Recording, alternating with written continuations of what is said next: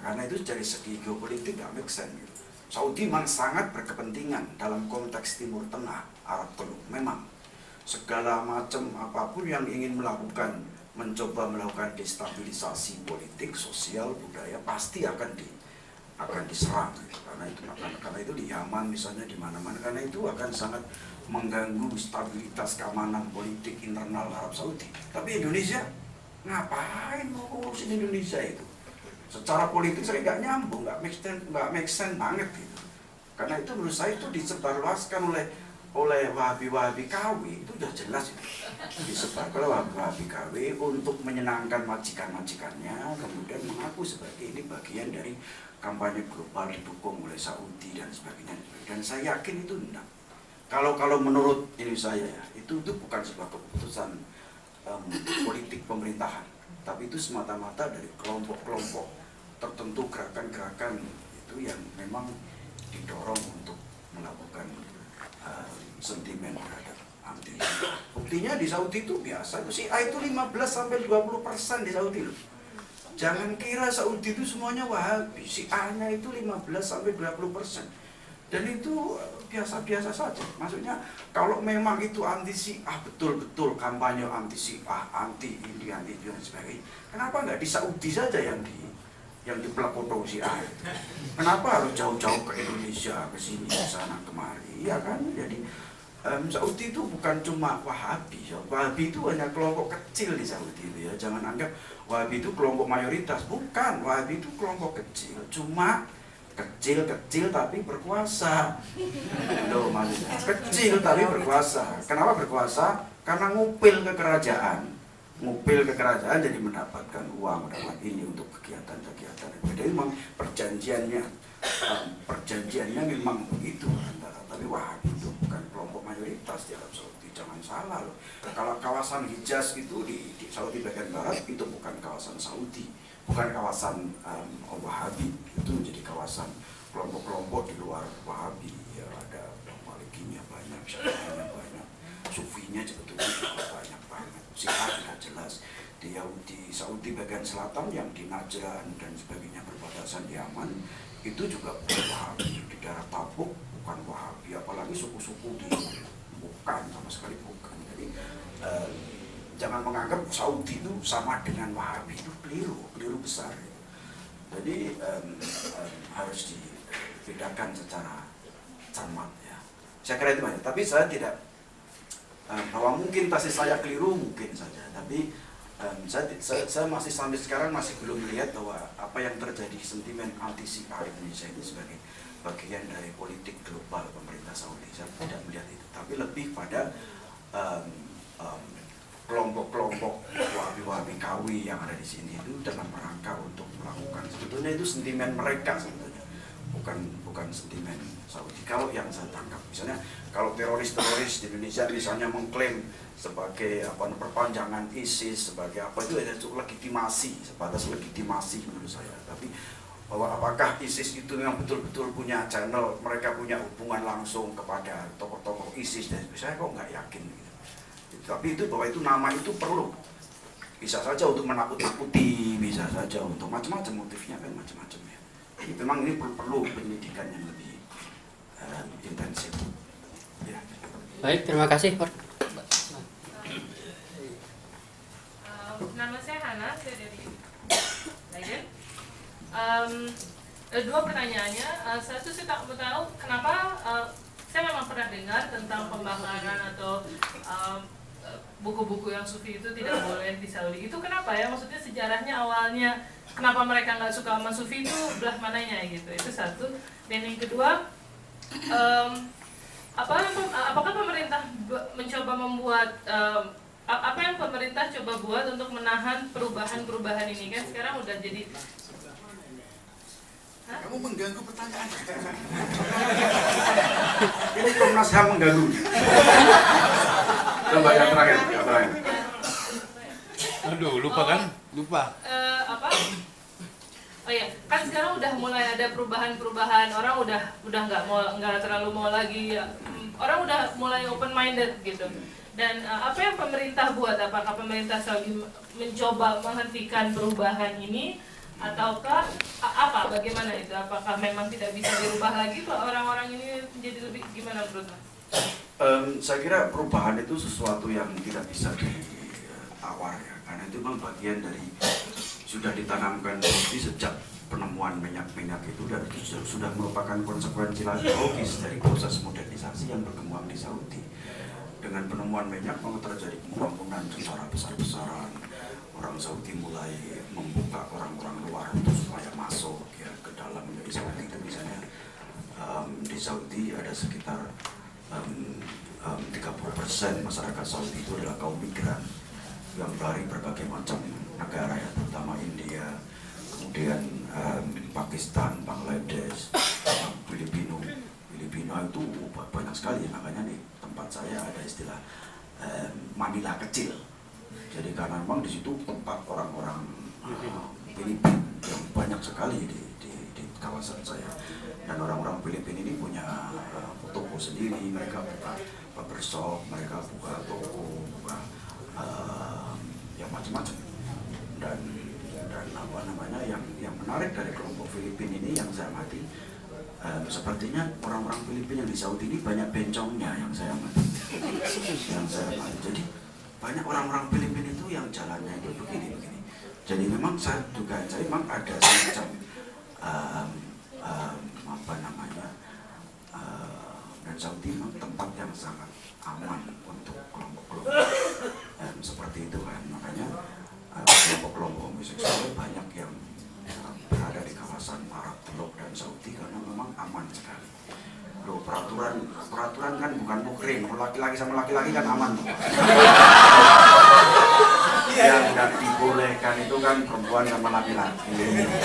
Kalau misalnya check-in hotel, tanyain mana iqomahnya, iqomah itu kayak KTP Saudi. Iqomah itu menunjukkan ini istrinya atau bukan. Nah, dengan iqomah itu akan tahu ini istrinya. Kalau yang check-in perempuan masa ditanya ini istrinya. Jadi ini pengakuan dari kelompok-kelompok itu juga sangat dan memang bukan sesuatu yang ini ya sudah menjadi rahasia publik. Jadi perubahan itu saya kira bagian dari konsekuensi logis dari proses-proses industrialisasi, modernisasi yang sudah berkembang di Saudi sejak 1970-an ketika ladang-ladang minyak itu ditemukan, kemudian ketika ladang minyak ditemukan, kemudian terjadi booming harga minyak menjadi booming. Saudi membutuhkan banyak tenaga kerja migran, keluarga kerja asing untuk bekerja di Saudi, di infrastruktur dan sebagainya. Masuknya orang berarti secara otomatis masuknya budaya berbagai macam. Jadi karena orang itu pasti membawa budaya, membawa konsep, membawa dan sebagainya. Itu sudah bukan rahasia lagi. Kalau di Saudi sekarang sudah sangat warna-warni dan itu sudah. Jadi perubahan-perubahan itu tidak disikapi secara frontal. Yang sering marah-marah itu kan wahabi ekstrem. Wahabi ekstrem itu maksudnya ulama-ulamanya wahabi ekstrem. Tapi di luar itu ya nggak ada yang ribut itu kan ulama-ulamanya wahabi ekstremnya itu yang ini, yang itu. Sebetulnya raja-rajanya kan tidak ada hubungannya dengan Wahabi ya. Misalnya Raja Fahad itu liberal sekali, Raja Fahad. Dan Raja Fahad itu yang sampai mentransformasi kampus saya sampai kemudian menjadi sangat American minded itu Raja Fahad. Kampusku itu sampai komputer, sampai apa semuanya dari Amerika mas. Komputernya misalnya harus Dell, kemudian softwarenya harus Microsoft, semuanya gratis semua dan semuanya itu asli. Karena kalau nggak asli itu haram hukumnya, jadi harus asli semua. Jadi diuntungkan Amerika itu, diuntungkan banget dengan Saudi karena pembajakan haram kan, haram menentang syariah, pembacaan itu betul-betul haram. Jadi betul-betul asli semua. Kalau di sini kan banyak dipalsu di mana-mana yang bisa itu kan. Jadi kalau Saudi enggak, semuanya asli. Komputer semua karena haram, nggak boleh begitu, jadi harus asli. Jadi memang diuntungkan gitu secara itu. Jadi pemerintah Saudi yang saya tangkap sama sekali tidak ini. Yang ribut-ribut yaitu ulama-ulamanya. Ulama-ulama pun ulama-ulama yang saya sebut wahabi ekstrim tadi yang sering ribut. Jadi misalnya ide tentang emansipasi perempuan itu sebetulnya sudah lama, Mas Surya. Sudah lama. Sejak bahkan sejak Raja Faisal sudah terjadi proses revolusi. Perempuan itu harus mendapatkan emansipasi, maka didirikan kampus-kampus perempuan apa dan sebagainya. Itu sudah lama. Proses itu sudah lama. Gagasan perempuan nyetir itu sebetulnya sudah lama. Cuman untuk nyenengi ulama wahabi ekstrim ini mau ditunda lagi. Padahal mereka ingin perempuan itu nyetir. Meskipun sebetulnya kalau dikasih kesempatan nyetir, mereka nggak berani nyetir juga di Saudi. Lu gawat sekali nyetir di Saudi itu. Kurangnya semrawut nggak mau diatur. Jalan raya macet semua. Jadi perempuan kalaupun diberi kesempatan nyetir, mereka pasti tidak mau nyetir juga. Jangankan perempuan, laki-laki juga takut. Seperti saya nggak pernah nyetir sampai sekarang. Kalau saya sih memang nggak bisa nyetir sampai sekarang. Karena nggak bisa nyetir. Jadi di Saudi itu 30% angka kematian itu karena tabrakan di jalan raya. Jadi memang karena semprau dan itu diakui oleh masyarakat itu sendiri. Makanya kalau di Saudi itu hampir dipastikan jarang sekali melihat mobil itu utuh. Pasti piak-piak depan, belakang, kanan, kiri, pasti piak grup sana, grup sini, grup sana, grup sini. Kalau ada orang luar Saudi yang ketabrak misalnya, orang Saudi nggak mau disalahkan, orang luar yang salah. Teman saya pernah ada kasus begitu. Nama saya pernah kasus. Ditabrak Mas oleh orang Saudi. Mobilnya ditabrak. Dimarahin. Loh, kamu kenapa saya? Loh, saya salah saya apa? Yang salah itu kamu buat. Loh, yang kamu yang nabrak kok saya yang disalahin? Yuk kamu yang salah. Kalau kamu nggak datang ke Saudi, saya nggak nabrak kamu. memang benar. Kalau kamu nggak ada di Saudi, saya nggak nabrak.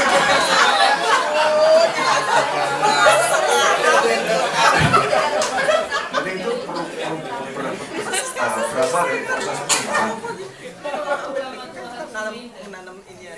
Kenapa Raja dan para pemerintah harus mendengarkan yang ulama-ulama ini? Apa posisi mereka? Mereka butuh legitimasi agama ya. Jadi saya pernah tanya ke ulama-ulama Syiah di Saudi misalnya. Sebetulnya ulama itu kan banyak di Saudi ya. Yang pertama itu butuh legitimasi, yang kedua tentu saja itu bagian dari traktat perjanjian antara dinasti As-Saud dengan dinasti dari keluarga As-Saud dengan keluarga pendiri Wahabi Muhammad bin Abdul Wahab. Jadi kan dua konsorsium ya, Wahabi itu didirikan oleh dua kelompok faksi agama dan faksi politik. Faksi politiknya itu di bawah Muhammad bin Saud, itu faksi politiknya yang kemudian menjadi raja di raja itu, yang kemudian faksi agamanya adalah dari keturunan dari Muhammad bin Abdul Wahab yang namanya Wahabi. Ada yang sekarang kalau namanya belakang itu Al-Sheikh itu berarti itu keturunan dari silsilah itu. Tapi Al-Sheikh itu ada dua macam. Ada Al-Sheikh, ada Al-Sheikh, ada Al-Sheikh sendiri. Al-Sheikh sendiri ada Sunni, ada Syiah. Tapi Al-Sheikh itu lain lagi. Jadi harus ada beberapa jenis nama belakangnya yang perlu di. Jadi memang itu konsekuensi logis dari proses-proses perubahan yang ada di Saudi, dan karena itu pemerintah ya karena pemerintah sebetulnya juga pro terhadap perubahan juga. Yang kurang, yang susah kan ngatur ulama-ulama Wahabi ekstrem yang disebut tadi yang susah.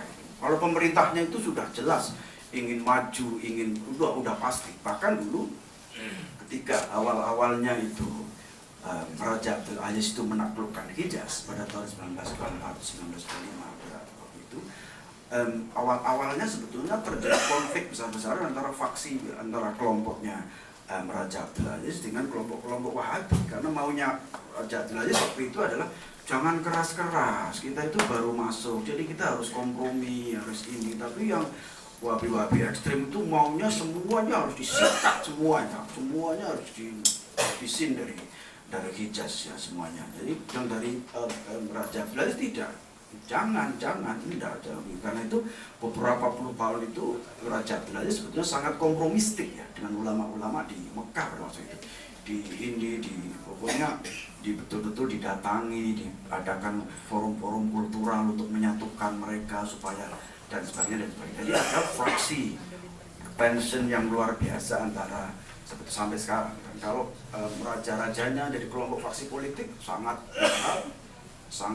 ini ya, kadang-kadang dipengaruhi oleh kelompok-kelompok faksi-faksi tertentu sehingga begitu.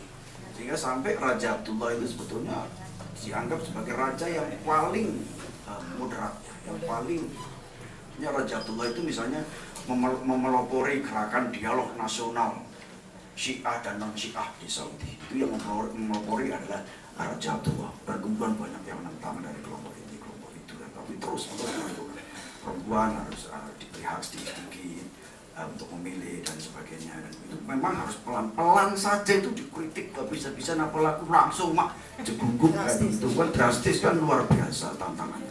Tapi sebetulnya itu memang banyak ini ya, dari kelompok kerajaan itu ingin betul-betul itu, tapi kadang-kadang memang harus strateginya, taktiknya memang harus ini, karena dalam kelompok ini itu banyak sekali yang ada pro kontra dan sebagainya. Saya kira itu ya. Yang pertama tadi apa? Soal sufi tadi yang belum. Yang sufi itu bukan suka film ya, sufi yang dimaksud ini tasawuf ya. Apa secara politik? Iya, sufi itu sebetulnya sejarahnya ini ada cerita yang terungkap, ada cerita yang tidak terungkap. Nah, cerita yang terungkap biasanya kan karena nanti Mas Ulil mungkin bisa menjawab untuk menjawab. Kalau dalam konteks Saudi memang yang kalau dari kelompok politiknya, raja dan sebagainya, itu sebetulnya tidak ada urusan dengan sufi, mau sufi kek, mau syafi'i kek, maliki kek, tekek kek, pokoknya tidak ada urusan. Yang penting taat, loyalitas terhadap negara, titik, selesai. Prinsipnya kan begitu. Kalau dari faksi politik, prinsipnya sama dengan Pak Harto dulu kan, mau Islam, mau Katolik, mau apa, yang penting loyal terhadap saya, selesai. Karena memang logika kekuasaan kan logika loyalitas ya. Yang penting loyal sama saya, tidak bikin kerusuhan, tidak bikin negara tidak stabil, membuat aman, ini selesai. Itu kan logika politik. Nah, logika agama lain lagi. Nah, logika agama ini yang muncul adalah misalnya sufi itu dianggap sebagai perwakilan Islam heterodoks misalnya, yang tidak yang jauh dari konsep-konsep kesyariatan dan sebagainya. Tapi di luar itu sebetulnya ada cerita-cerita tertentu, misalnya menurut cerita yang tidak terungkap, misalnya kebencian yang luar biasa kelompok Wahabi terhadap Sufisme itu karena salah satu dari tokoh Sufi Ibnu Arabi misalnya pernah mengungkapkan tentang munculnya Dajjal dari Saudi yang begitu ya, kira-kira jadi agak emosi, agak marah. Dan kemudian ciri-ciri Dajjal yang dikemukakan oleh Ibnu Arabi, itu tahun berapa? Abad berapa? Ibnu Arabi itu abad 13, sekitar itu. Kemudian nanti suatu saat akan muncul Dajjal dari Saudi. Ciri-ciri itu persis seperti Muhammad bin Abdul Wahab, pendiri Wahabi. Itu cerita yang tidak terungkap. Jadi karena saya nggak tahu di bagian mana memang perlu diteliti. Tapi ini cerita yang beredar adalah itu tugasnya Mas Ulil untuk meneliti. Mas Ulil kan ahli kajian teks keislaman. Ini tugasnya Mas Ulil untuk meneliti benar dan tidak. Saya kira itu ya. Tapi sebetulnya meskipun sufisme itu secara resmi tidak dipraktekkan di publik, tapi sebetulnya banyak orang-orang di sana yang mempraktekkan sufisme meskipun tidak banyak sekali masih mempraktekkan itu, meskipun ya tentu saja diam-diam, tentu saja tidak utara. Yang penting kan tidak mencolok, tidak apa, semuanya selesai.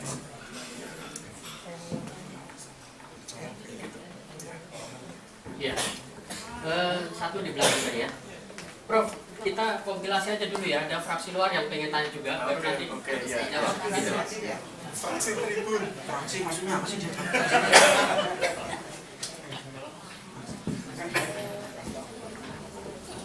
Selamat malam. Perkenalkan, saya Adi Rio Arianto. Saya pengkaji studi hubungan internasional dari Universitas Veteran. Jadi saya ingin memulai dengan persoalan tentang sejarah universal. Karena saya sangat suka mengkaji tentang bagaimana sih mendefinisikan dunia itu. Karena begini, sejarah tentang kebangkitan Arab hari ini ternyata banyak ditiru oleh orang non-Arab, khususnya Indonesia, yang hari ini mungkin semakin marak ya. Saya melihat bahwa kebangkitan yang terjadi di abad ke-7 itu diamini akan terjadi lagi di abad-abad selanjutnya. Mungkin ini sangat berkaitan dengan apakah sejarah itu datang timbul tenggelam atau bergerak lurus. Mungkin ada kaitannya dengan masalah kebangkitan. Karena kita tahu bahwa seperti yang Bapak jelaskan tadi tentang Imam Mahdi dan lain-lain, tentunya itu adalah sesuatu yang dipercaya yakin akan bangkit ke depan. Dan bagaimana korelasinya hal itu dengan kebangkitan Arab di abad ke-7? Karena saya berpendapat bahwa sejarah itu bergerak setiap 700 tahun. Dan 700 tahun pertama itu ada yang bangkit, dan 700 tahun berikutnya ada yang tenggelam, dan 700 tahun berikutnya ada yang bangkit kembali. Kalau ini sudah 700 belum sekarang? Karena sekarang abad 21, kelipatannya adalah sudah 73 kali ya. Berarti mau bangkit lagi sekarang? Saya rasa seperti itu. Itu bagaimana pendapatnya? Pantesan mereka banyak yang ini. Jadi mereka sudah mulai 700 tahun, siklusnya sudah mulai. Itu yang pertama. Yang kedua, saya tertarik mengkaji dengan kalender. Antara kalender Masehi dan kalender Hijriah. Itu kan saya melihat penggunaan kalender ini adalah sebuah bentuk pertarungan universal antara peradaban yang satu dengan yang lain. Kalau Hijriah mungkin kita percaya bahwa itu datang dari Saudi atau Arab, mungkin yang kita percaya juga Islam. Kalau yang satunya mungkin datang dari Isa al-Masih ya, mungkin yang selalu ditunggu-tunggu. Itu mungkin itu bagaimana mengkajinya itu? Apakah di sini Bapak percaya kebangkitan ini akan terjadi dalam abad ke depan? Mungkin itu bisa dikaitkan pertanyaan pertama dan kedua. Demikian dari saya. Saya orang yang tidak percaya terhadap konsep positivisme. Maksudnya bahwa sejarah pergerakan dunia itu berjalan lurus linear, sebuah titik kulminasi dan nanti menjadi kiamat. Saya tidak percaya terhadap pergerakan dunia yang modern ini. Saya lebih percaya kepada dunia yang yang naik turun. Ada kalanya begini, begitu dan sebagainya dan sebagainya. Itu konsep keyakinan saya. Dan teori-teori tentang kiamat kan sebetulnya sudah sangat lama sekali dibicarakan. Itu sebetulnya percaya nggak percaya sih soal kiamat itu sudah dibicarakan sejak berapa ribuan tahun sebelum Nabi Muhammad. Ya. Jadi saya sebagai social scientist sudah lama sekali mengkritik terhadap kelompok-kelompok positivis di Barat misalnya, tidak cuma kelompoknya Auguste Comte dan sebagainya, tapi juga kelompok-kelompok di antropologi, di sosiologi yang mencoba ingin menjelaskan bahwa peradaban dunia itu akan bergerak linear dan Barat itu menjadi titik puncak dari sebuah peradaban misalnya, dan orang-orang non-Barat itu dianggap, kalau kita bicara soal tangga misalnya, itu orang-orang non-Barat dianggap sebagai yang paling lapisan yang paling bawah, dan orang Barat dianggap sebagai yang paling atas. Karena itu teori-teori dari kelompok kaum positivis di Barat kayak Louis Morgan misalnya, Edward Tyler misalnya dan sebagainya, yang berkeyakinan tentang positivisme pergerakan dunia secara positif, itu saya tidak percaya sama sekali bahwa kebaikan dan keburukan peradaban itu ada di mana-mana. Amerika mungkin satu sisi maju, di sisi lain Amerika juga sangat terbelakang. Indonesia di sisi lain maju, di sisi lain keterbelakang dan sebagainya. Soal maju beradab dan tidak beradab itu sangat relatif sekali. Bahwa apakah orang Barat itu jauh lebih beradab daripada masyarakat suku Afrika misalnya, saya kira tidak bisa juga dikatakan seperti itu. Itu klaim-klaim orang-orang yang terhipnotis dengan positivisme pergerakan dunia yang berlangsung secara positif, dan saya sendiri sudah sangat lama menolak tentang itu.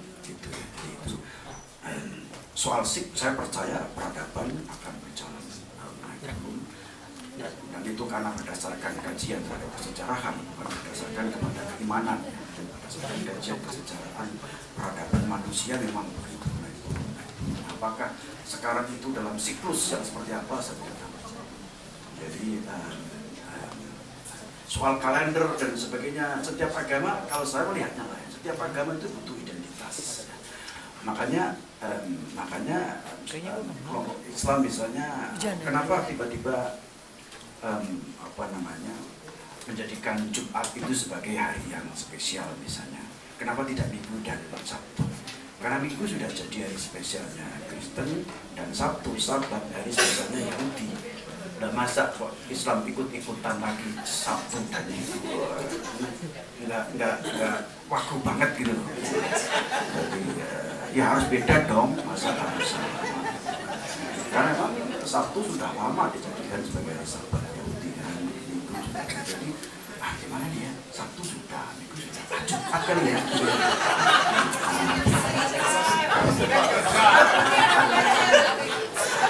Oh serius ini saya ngomong saya kira bercanda, serius aja. Loh benar. Jadi misalnya gini, dulu itu umat Islam itu kemana coba menghadap sholatnya kemana coba? Ke Yerusalem. Kenapa kemudian diubah ke Mekah?